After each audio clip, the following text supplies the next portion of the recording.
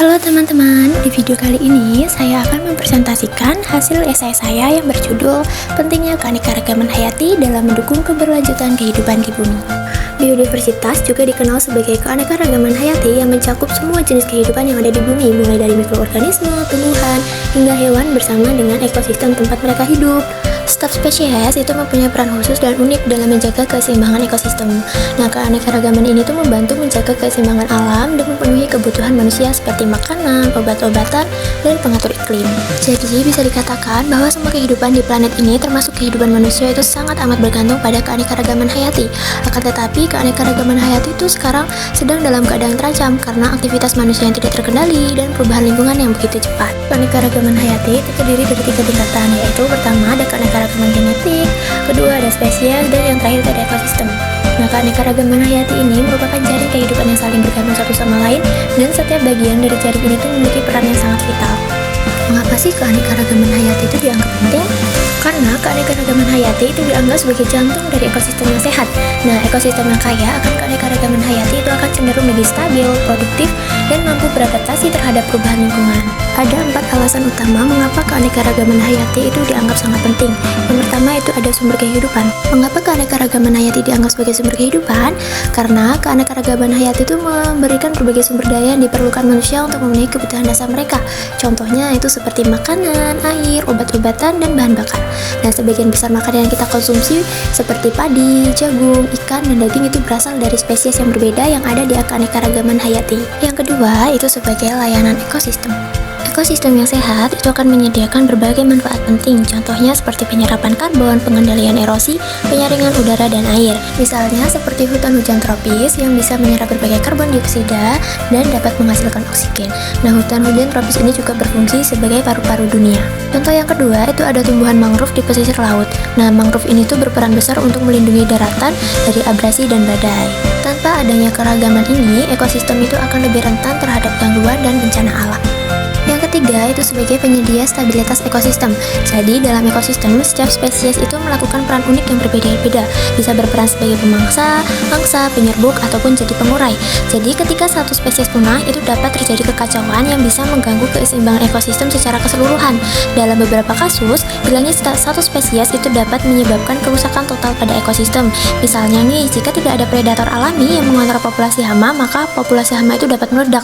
Akibatnya akan mengancam tanaman pertanian dan dapat mengurangi ketahanan pangan di seluruh dunia. Yang terakhir itu sebagai penyedia genetik untuk pertanian dan industri. Jadi keanekaragaman hayati itu juga memiliki peran penting dalam pengembangan bioteknologi dan pertanian berkelanjutan.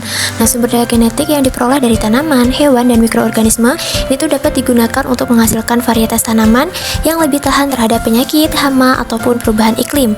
Nah, selain itu, keberagaman ini juga bisa menjadi sumber potensi bagi pengembangan produk baru seperti bahan bakar, alternatif, atau obat-obatan baru yang sangat dibutuhkan dalam dunia medis. Selanjutnya itu ancaman terhadap keanekaragaman hayati. Nah, di sini ada 5 ancaman utama bagi keanekaragaman hayati. Yang pertama itu ada penggundulan hutan. Habitat alami spesies itu akan berkurang ketika lahan dibuka untuk kepentingan pembangunan, pertanian, dan perkebunan. Lalu deforestasi besar-besaran itu akan terjadi.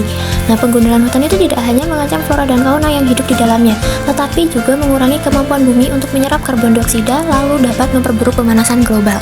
Yang kedua itu ada perubahan iklim. Akibat dari pemanasan global itu akan mengancam spesies yang bergantung pada kondisi lingkungan tertentu karena mempengaruhi pola cuaca, suhu, dan ketersediaan air. Yang ketiga itu ada polusi.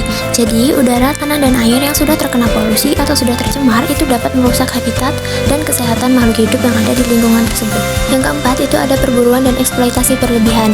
Biasanya spesies seperti harimau, gajah, dan orangutan itu seringkali menjadi sasaran perburuan untuk diambil kulitnya, dagingnya, atau bagian tubuh lainnya yang memiliki nilai ekonomi yang tinggi. Hal ini tuh menyebabkan populasi mereka semakin menurun dan mengancam kelangsungan hidup spesies tersebut. Yang terakhir itu ada invasi spesies asing. Nah, seringkali spesies asing ini mendominasi dan mengancam spesies lokal ketika mereka masuk ke ekosistem baru. Contohnya itu seperti tanaman eceng gondok yang tumbuh tanpa pengawasan di perairan Indonesia itu akan mengurangi oksigen dan dapat mengganggu kehidupan ikan di perairan tersebut. Kemudian ada upaya pelestarian keanekaragaman hayati. Sebenarnya keanekaragaman hayati itu sudah dilindungi dengan berbagai cara. Ada banyak sekali program konservasi di mana pemerintah, organisasi non-pemerintah, dan komunitas komunitas lokal itu bekerja sama. Ada 4 langkah penting yang bisa dilakukan. Yang pertama itu ada pelestarian habitat. Nah, pelestarian habitat ini contohnya seperti kawasan konservasi seperti Taman Nasional, Cagar Alam, dan Suaka Marga Satwa itu merupakan tempat perlindungan bagi berbagai spesies yang terancam punah. Yang kedua itu ada rehabilitas ekosistem. Contohnya itu seperti reboisasi, yaitu merupakan salah satu cara penting untuk menjaga kelestarian lingkungan. Nah, penanaman pohon kembali di era yang telah gundul atau terdegradasi itu dapat membantu mengurangi erosi, menjaga kualitas udara, serta mendukung keberagaman hayati. Yang ketiga itu ada pengelolaan berkelanjutan, dan yang terakhir itu ada edukasi dan penyuluhan kepada masyarakat. Nah, edukasi kepada masyarakat ini sangat penting agar masyarakat itu sadar akan pentingnya melestarikan keanekaragaman hayati. Nah, selanjutnya itu kesimpulan. Jadi keanekaragaman hayati itu sangat penting untuk keberlanjutan kehidupan di bumi. Karena tanpa adanya keanekaragaman hayati, maka ekosistem akan kehilangan kemampuan untuk mendukung kehidupan, baik manusia maupun makhluk hidup lainnya. Oleh karena itu, kita sebagai makhluk hidup yang ikut menikmati hasil dari keseimbangan ekosistem harus memiliki sikap peduli dan bertanggung jawab untuk melindungi keanekaragaman hayati. Kita harus dapat memastikan bahwa generasi mendatang itu dapat tetap bisa menikmati keajaiban dan keuntungan yang bisa ditawarkan oleh alam melalui konservasi, pengelolaan berkelanjutan, dan peningkatan kesadaran.